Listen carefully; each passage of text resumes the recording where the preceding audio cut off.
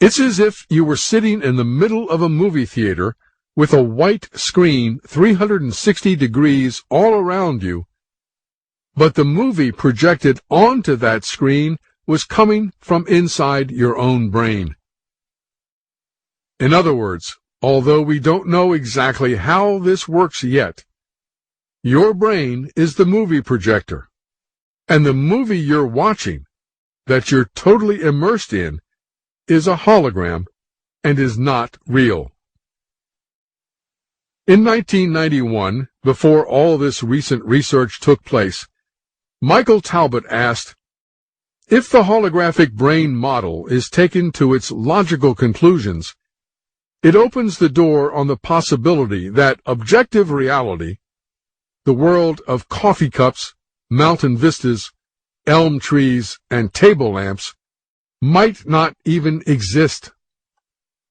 Is it possible that what is out there is really a vast, resonating symphony of wave forms, a frequency domain that is transformed into the world as we know it only after it enters our brain?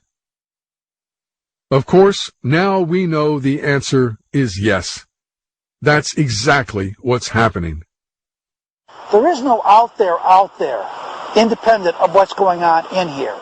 Reality is unset jello. That's the way I like to put it. There's this just big indeterminate sledge out there that's our potential life, and there's and that we, by our very act of involvement, our act of noticing, our observation, we get that jello to set. We're intrinsic to the whole process of reality.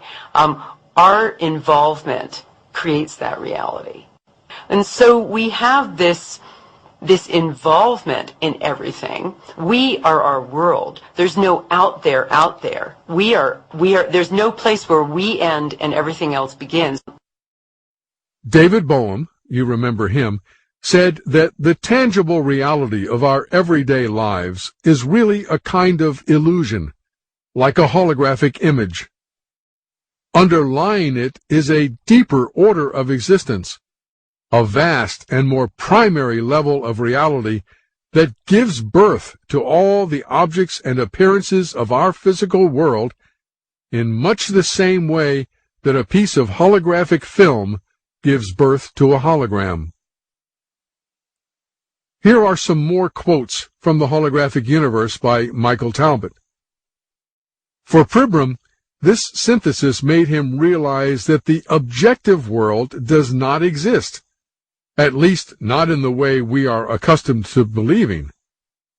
What is out there is a vast ocean of waves and frequencies, and reality looks concrete to us only because our brains are able to take this holographic blur and convert it into sticks and stones and other familiar objects that make up our world. If the concreteness of the world is but a secondary reality, and what is out there is actually a holographic blur of frequencies, and if the brain is also a hologram and only processes some of those frequencies out of this blur, what becomes of objective reality? Put quite simply, it ceases to exist. Although we may think we are physical beings moving through a physical world, this is an illusion. We are really receivers floating through a kaleidoscopic sea of frequency.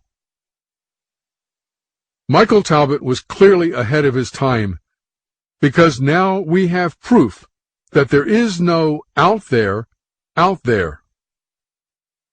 All there is a holographic 3D total immersion movie which we are projecting so that it appears to be out there.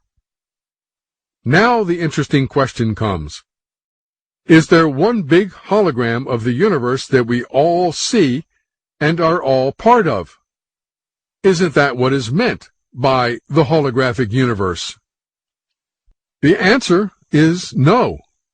Each individual must have their own individual and unique hologram they are projecting. their own private reality. Why? Well, remember the quote from Karl Pribram, who believes that the brain is itself a hologram which mathematically constructs hard reality by relying on input from a frequency domain.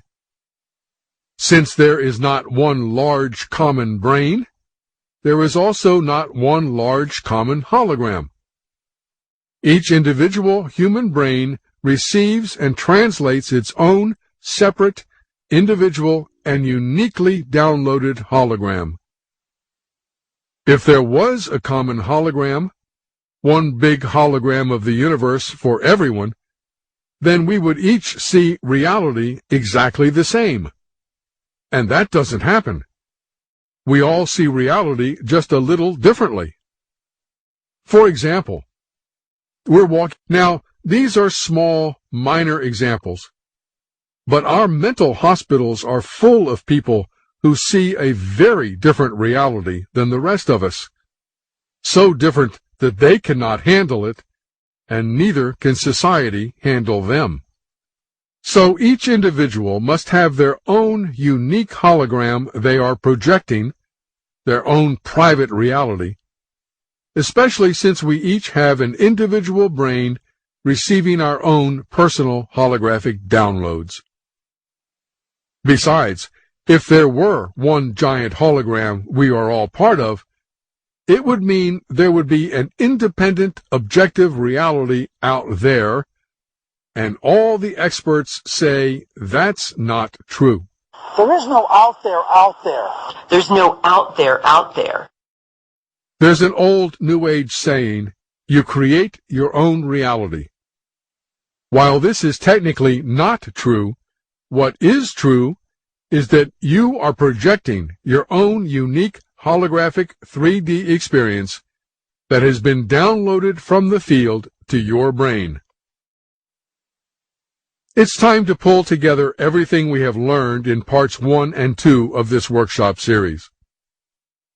We started with the double slit experiment, and we're going to end that way.